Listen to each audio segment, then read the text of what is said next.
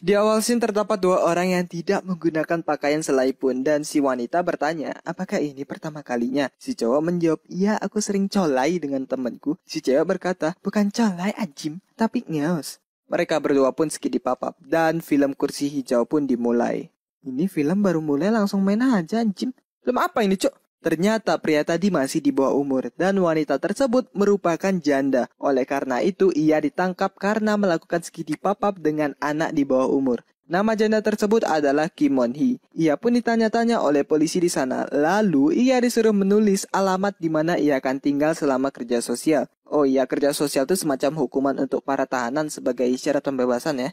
Pada saat pergi dari sana, para wartawan menghampiri dirinya karena ia adalah anak dari ketua asosiasi para nelayan. Ia pun merasa risih dan pria yang di awal scene tadi menghampirinya. Nama pria tersebut adalah Hyun dan mereka berdua pun berpelukan. Setelah itu mereka berdua pun pergi dari sana. Pada saat di perjalanan ada polisi di ujung jalan. Mereka pun berhenti karena si Hyun belum mempunyai SIM. Pada saat memasang sabuk pengaman, tiba-tiba Bu, anaknya nonton bokep, Bu. Ngapain tuh,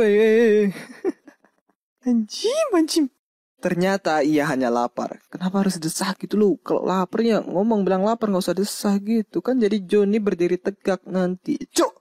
Sebelum makan, Hyun pun memberikan pakaian kepada si Moon Hee. Mereka berdua pun makan. Pada saat makan, mereka berdua sangne dan berciuman. Pada saat berciuman, terdapat seseorang yang memotret mereka berdua yang sedang berciuman. Dan orang yang memotretnya adalah orang dari kepolisian yang memantau si Moon Hee menjalani hukumannya. Karena kesal diikuti, ia pun mengikat orang tersebut. Lanjut di perjalanan menuju ke sebuah hotel karena sudah sangne berat. Adegan skidi papa pun ditampilkan secara eksplisit yang akan membuat video ini beresiko dihapus. Singkat ngeos, mereka pun menuju ke tempat di mana Moon Hee seharusnya, bukan di dalam hotel terus skidi papap selama 15 menit di dalam film ini. Kalau 1 jam jadi Jepun nanya. Tapi si Moon Hee pergi sendirian karena mengingat bahwa ini salah. Aku dipenjara gara-gara ngeos dengan anak di bawah umur dan pergi meninggalkannya sendirian.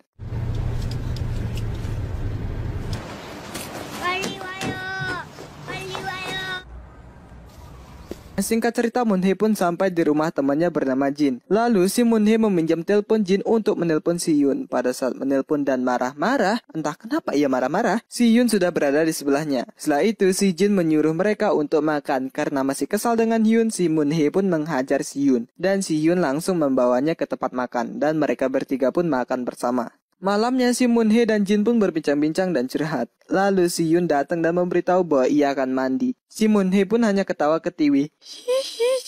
Cuk, ngapain ketawa anjing? Esoknya si Moon Hee pun menuju ke tempat kerja sosialnya di sebuah panti jompo. Scene berpindah ke Jin yang merapikan tempat tidur yang berpindah posisi. Ia pun rebahan dan mencoba keempukan kasur tersebut. Tiba-tiba scene berpindah ke Hyun dan Moon Hee yang lagi skidi papap. Nani? Karena kurang srek dan kurang nyaman dengan posisi kasurnya, ia pun memindahkannya ke lantai. Begitulah asal mula posisi kasurnya seperti itu. Kembali ke Moon Hee yang sampai di panti jompo dan di sana ia ditugaskan untuk menjaga dan merawat orang tua dan yang pikun kebanyakan perempuan.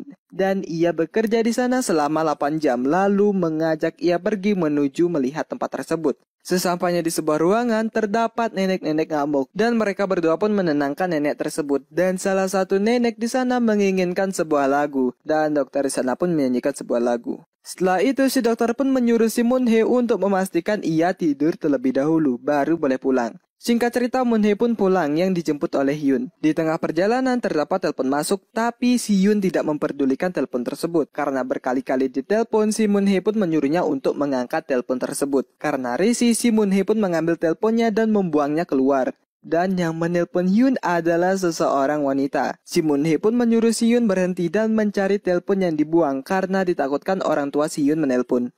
Telepon pun ditemukan dan kembali menuju rumah. Lalu Moon Hee dan Hyun pun membantu pekerjaan Jin yaitu membuat sebuah gelas handmade. Pada saat Jin bernyanyi yang sama pada saat di panti jompo, si Moon Hee pun curhat tentang hal tersebut kepada Jin. Pada saat Hyun mandi, si Jin tidak sengaja masuk ke kamar mandi. Dan si Hyun pun berkata kepada Jin bahwa ia berterima kasih karena telah diizinkan tinggal di sana. Dan juga menganggap si Jin seperti kakaknya sendiri. Yang mandi pun berganti. Setelah itu si Yun menanyakan di mana letak paku dan palu pada saat Jin mandi. Pada saat mengobrol mengenai kasur, si Jin mengatakan bahwa ia suka ngeos dan adegan segini papa pun berlangsung. Gila, dua rasa anjing. Yaudahlah. Selesai itu si Yun yang kurang puas dengan Jin, ia pun ingin mencium memel milik Moon-hee. What the hell man? Ikut dong anjing.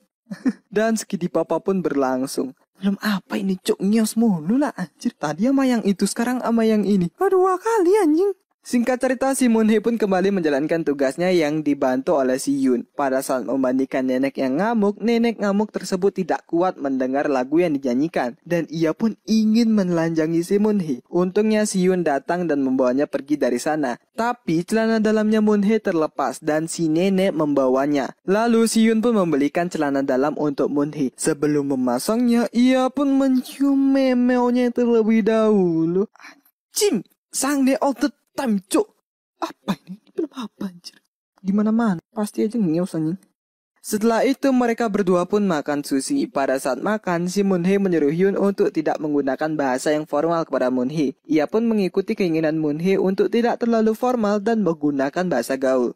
Selesai makan, mereka berdua pun pergi menuju klub dansa dan berdansa di sana. Dan ada orang yang mengawasi Moon-hee waktu itu. Si Hyun pun langsung menghampirinya dan orang tersebut ternyata menyuruh si Hyun untuk mengikatnya lagi. Selesai dansa, si Hyun pun minum yang membuatnya mabuk dan mengatakan isi hatinya ke Moon-hee. Ternyata itu bukan minuman alkohol, melainkan air. Dan ia cuma berpura-pura mabuk biar si Moon-hee percaya bahwa si Hyun amat sangat mencintai janda. Cuk!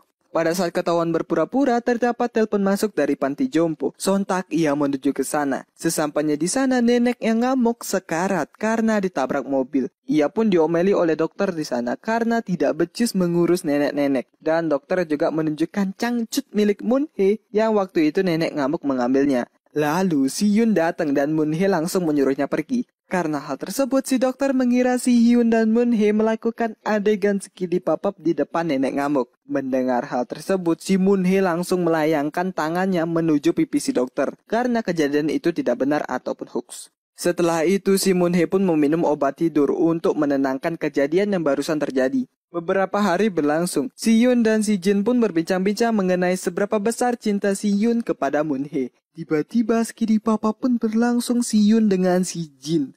What the fuck? Baru saja tadi bilang cinta sama si janda, kok mainnya sama yang lain? Emangnya kalau sang ni gak pandang cinta, langsung aja gas kenco anjim. Karena hal tersebut, si Moon-hee pun gelisah dan terbangun. Mendengar si Moon-hee memanggil Hyun, mereka pun langsung menggunakan bajunya. Dan si Moon-hee langsung mengajar mereka berdua. Mereka berdua pun langsung menenangkan si Moon-hee dan beralasan cuma mimpi si Moon-hee doang. Pinter kali Anda beralasannya. Lalu si Jin memberitahu Moon-hee bahwa si nenek ngamuk sudah membaik dan mengganti sejumlah kerugian. Lalu si Jin pun menyarankan si Moon-hee untuk membuat sebuah pesta untuk Yun yang akan menuju umur dewasa, serta mengundang mantan suami Moon-hee yaitu Jonggu, orang tua Yun, ibunya Moon-hee dan beberapa orang lainnya. Mereka berdua pun setuju untuk melakukan pesta. Pesta pun berlangsung dan semua orang datang. Ada orang tua Yun, mantan suaminya Moon-hee yaitu Jonggu, ibunya Moon-hee, polisi, nenek, dan dokter. Serta orang yang waktu itu menelpon si Hyun. Selesai makan, mereka semua pun mengobrol mengenai hubungan si Hyun dengan Moon-hee. Dan Hyun membuktikan kepada kedua orang tuanya bahwa ia layak untuk hidup dengan keinginannya sendiri. Dan juga menunjukkan kepada mantan suaminya Moon-hee yaitu Jonggu bahwa ia bisa menjaga si Moon-hee dengan baik. Setelah itu, umur si Hyun pun sudah dewasa. Orang yang mengawasi Moon-hee pun datang dan menyuruh si Hyun untuk mengikatnya lagi. Tapi karena si Hyun sudah dewasa, ia pun tidak melakukan itu lagi. Dan mengajaknya masuk ke dalam untuk makan. Suami Moon-hee pun menyerah dan percaya kepada Hyun bahwa ia bisa menjaga si Moon-hee dengan baik. Dan di ending mereka pun berdansa dan berciuman. Film Kursi Hijau pun selesai.